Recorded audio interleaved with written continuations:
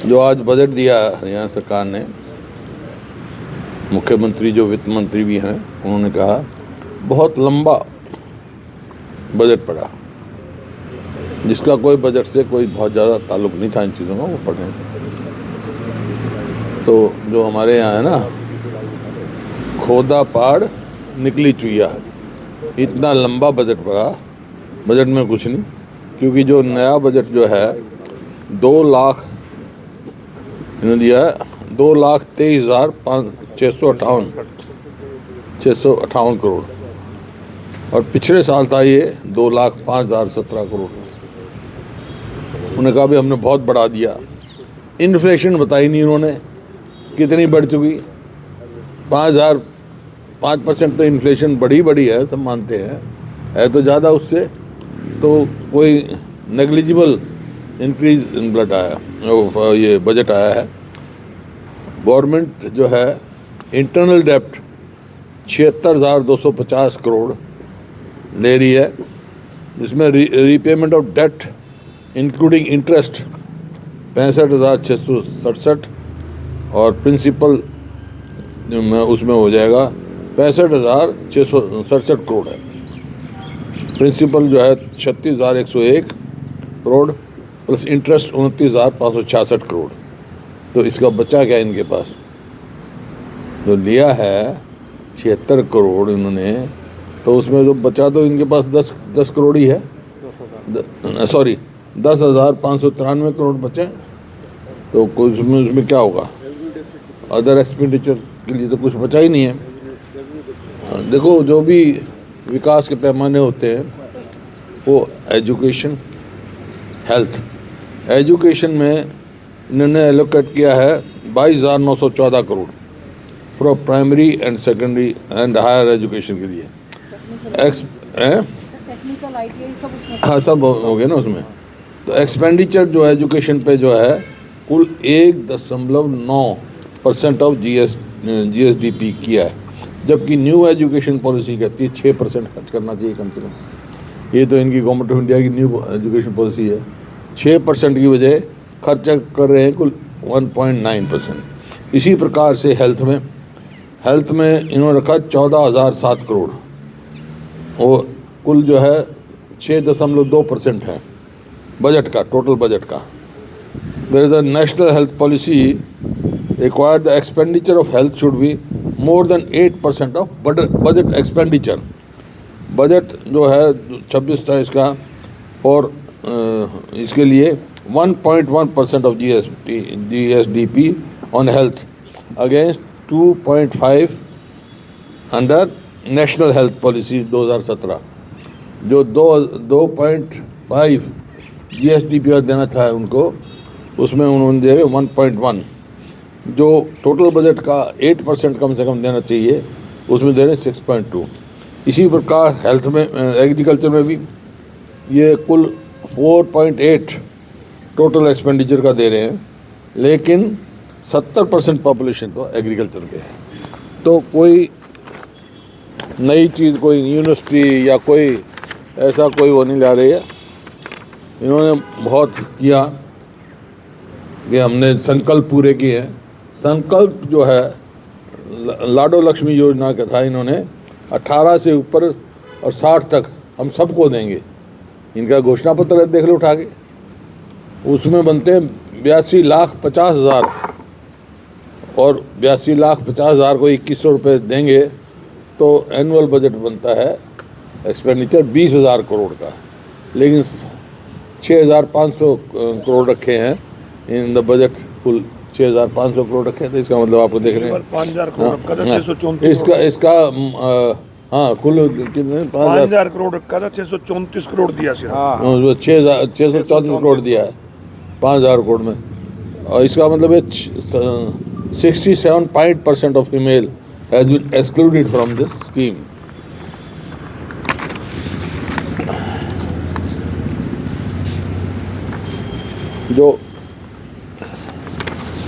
जो चार, मैं हर बार ही कहता हूँ, 4 वाक की नीति पे चल रहे हैं। 4 वाक कहते थे, कर्जा लो, घी पियो, मरने के बाद कोई नहीं पूछेगा।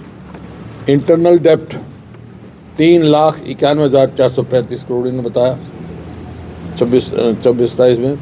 स्मॉल सेलिंग का जो डेट पड़ा है वो 50,000 करोड़ और पब्लिक सेक्टर एंटरप्राइज का 68,995 करोड़। 25-26 की स्पीच में कहा था इन्होंने, सीएम की स्पीच में था भी इतना हमारा पब्लिक सेक्टर एंटरप्राइज का है। एडिशनल लायबिलिटी जो अनपेड इलेक्ट्रिक बिल हैं, subsidy of electricity bill by government department and unpaid subsidy, ये 40,000 करोड़ है। तो टोटल 5,56,623 करोड़ रुपये आज कर्जे में है, जबकि 2014-15 में कुल 70,000 के करीब कर्जा था, जबकि इतने बने हमने IFT बनाई। अब ये 11 साल में 1 इंच तो रेलवे लाइन नहीं बढ़ाई, एक पोल मेट्रो का नहीं लगाया, एक कोई बड़ी यूनिवर्सिटी लेकर आए, एक किया बड़ी जोर से कह दो कि हम इतनी ज़मीन देंगे वहाँ पे पानीपत, इसके लिए टेक्सटाइल के लिए पानीपत में देंगे, लेकिन कहाँ मंजूरी है उसकी, कब बनेगा? अब कहाँ से सड़क बनाएंगे जब पैसा ही नहीं है इनके पास? कहाँ सड़क बनाएंगे, कहाँ ये एक्सपेंडिचर करेंगे? तो ये आपके सामने तो स्थिति है।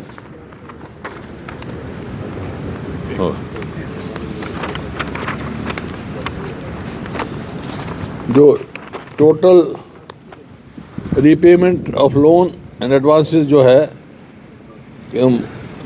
कुल बाकी बीच में बकाया रहता है 21,756 करोड़, जो मतलब कैपिटल एक्सपेंडिचर के लिए इनके पास कुल 21,000 करोड़ है, which is merely 9.7% of the total budget. 9.7% total budget का है इनका कैपिटल एक्सपेंडिचर के लिए। इस वास्ते गवर्नमेंट के पास ना तो कोई नए मेडिकल कॉलेज खोलने का पैसा है, ना रोड्स का है, ना ब्रिजेस का है, और कोई भी और कोई प्रोजेक्ट खोलने का पैसा नहीं है।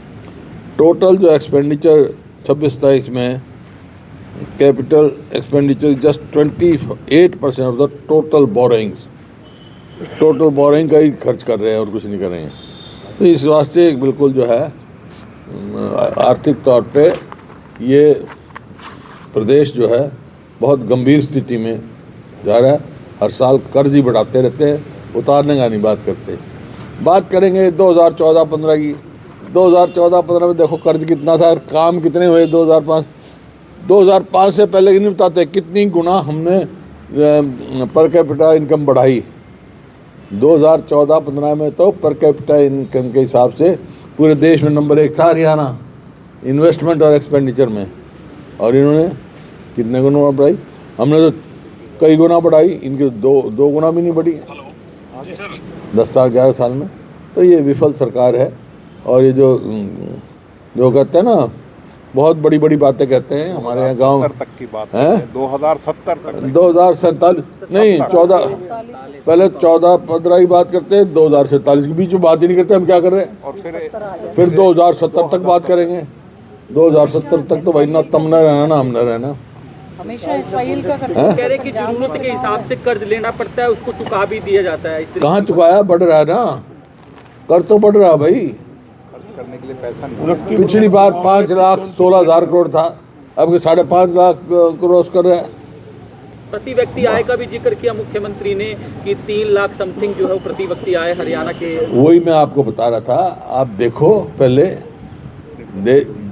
2014-15 में भी प्रति व्यक्ति आय पूरे नेशनल एवरेज से बहुत ज़्यादा थी हमारी, लेकिन 2005 से पहले का पूछ लो ना, 2005 में क्या थी और कितने 4 गुना बढ़ाई हमने, इनने 2 गुना भी नहीं बढ़ाई।